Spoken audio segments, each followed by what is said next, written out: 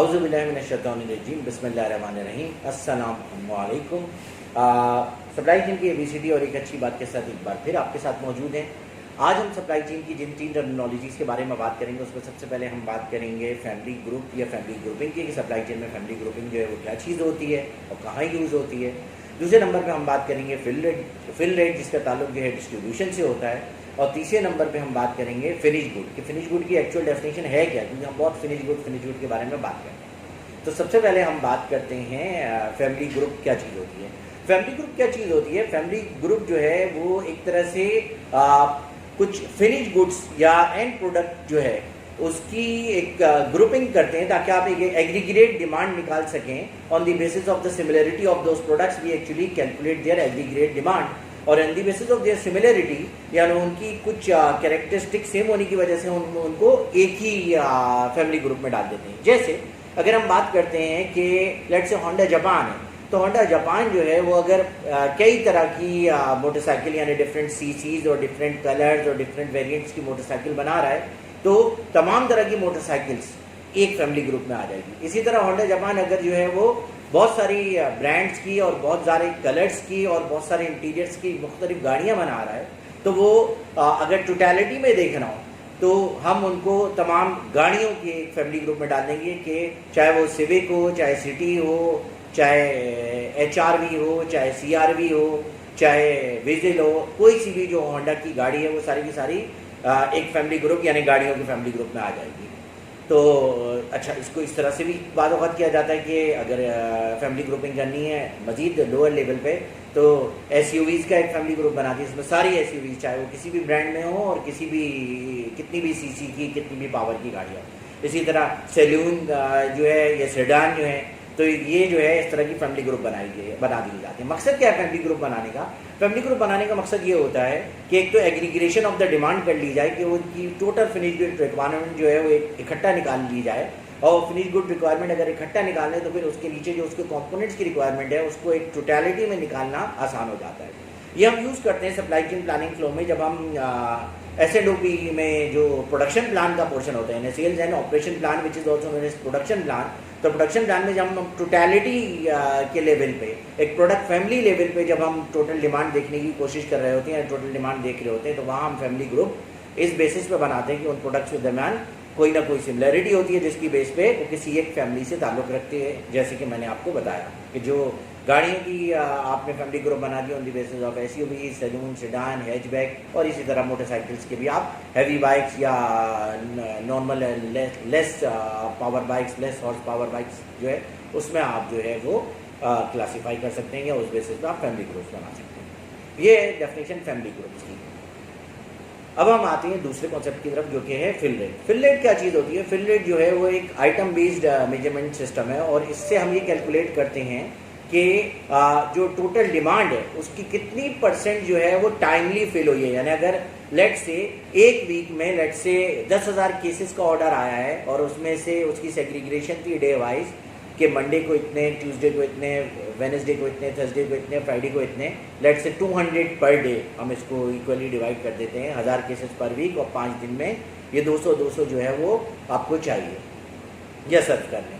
तो demand 200 per day है, तो अगर वो 200 आपने केसेस पर डे यानी मंडे को भी 200 आपने सर्व कर दिए एज पर डिमांड, ट्यूसडे को भी, तो इसका मतलब आपका फिल रेट 100% होगा बाय फ्राइडे, क्योंकि आपके 200 per day and total 1000 cases की पर वीक रिक्वायरमेंट थी। आपने मंडे को 200 सर्व किए, ट्यूसडे को 200, वेडनेसडे को 200, थर्सडे को 200 और फ्राइडे को 200। तो ये क्या होगा? फिल रेट 100% होगा। अगर इसमें से कुछ भी मिस हो गया, लेट से आपने 4 दिन तो 200 सर्व किए, बट एक दिन जो है आपसे मिस हो गया, तो आपका फिल रेट जो है वो 80% हो जाएगा, और 20% आपका लॉस काउंट हो रहा होगा। भले वो आपने बाद में फिल कर दिया हो, बट क्योंकि ऑन टाइम आपने सर्व नहीं किया, तो फिल रेट जो है वो आपका 80% होगा। तो this is the definition of the fill rate, जो कि डिस्ट्रीब्यूशन प्लानिंग या डिस्ट्रीब्यूशन मैनेजमेंट से रिलेटेड है सप्लाई चेन। अब आते हैं तीसरे कॉन्सेप्ट की तरफ जो कि है फिनिश गुड। फिनिश गुड क्या है? इन्वेंट्री की उस टाइप को कहते हैं जिसको आप थोड़ी वैल्यू एडिशन कर देते हैं, थोड़ी financial increment in terms of value दे देते हैं, यानी उसकी आप फाइनेंशियल वैल्यू बढ़ा देते हैं, कैसे? By adding value through the manufacturing और असेंबली, यानी मैन्युफैक्चरिंग या असेंबली करके आपने उसको फिनिश गुड में कन्वर्ट किया, और वही इन्वेंट्री जो कि अलग अलग होते हैं होने में, सब असेंबलीज की शक्ल में या कंपोनेंट्स की शक्ल में या मटेरियल की शक्ल में इतनी ज़्यादा वैल्यूएबल नहीं थी, बट आपने उस पर क्या किया? वैल्यू एडिशन की मैन्युफैक्चरिंग या असेंबली के थ्रू, और उसको एक फिनिश गुड या फाइनल असेंबली में कन्वर्ट किया, और उसके ज़रिए आपने उस चीज़ की फाइनेंशियल वैल्यू बढ़ा दी, और अब आप इसको मार्केट में एक अच्छे प्राइस पे बेच सकते हैं। तो that is actually the definition of the finish good. अब आते हैं हम आज की अच्छी बात की तरफ। आज की अच्छी बात जो है उसके लिए सूरह इसरा जो कि 15वें सिपारे में है, उसकी आयत नंबर 20 जो है मैं उसको डिस्कस करूँगा। वो आयत नंबर 20 क्या है? अगेन अल्लाह ताला की बख्शिश, अल्लाह ताला की मदद और अल्लाह ताला की अता को शो कर रहा है। और उसमें क्या आता है? उसमें बहुत सारे मैसेज हैं। मैं पहले वो आयत जो है वो डिस्कस कर लूँ, उसके बाद फिर उसके मैसेज को डिस्कस करते हैं। वो आयत है वकुल्लन नुमिद्दो हौलाए व हौलाए मिन अताए रब्बिका, वकुल्लन नुमिद्दो हौलाए व हौलाए मिन अताए रब्बिका वमा काना अताओ रब्बिका महजूरा। आयत है वकुल्लन नुमिद्दो हौलाए व हौलाए मिन अताए रब्बिका वमा काना अताओ रब्बिका महजूरा।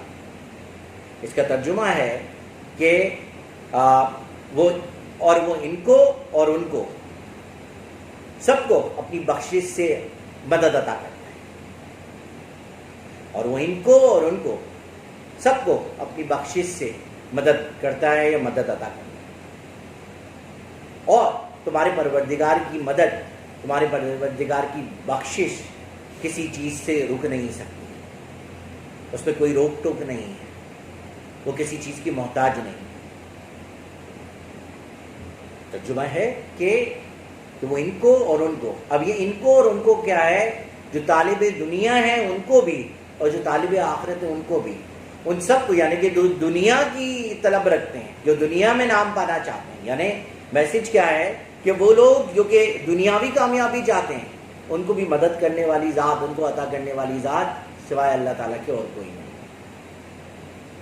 और वो लोग जो कि आखिरत में इज्जत चाहते हैं, आखिरत में नाम पाना चाहते हैं, उखरवी फ़ायदा चाहते हैं, यानी आखिरत का फ़ायदा चाहते हैं, उनको भी अता करने वाली ज़ात सिर्फ़ और सिर्फ एक, और वो है अल्लाह ताला की ज़ात। और आगे क्या है?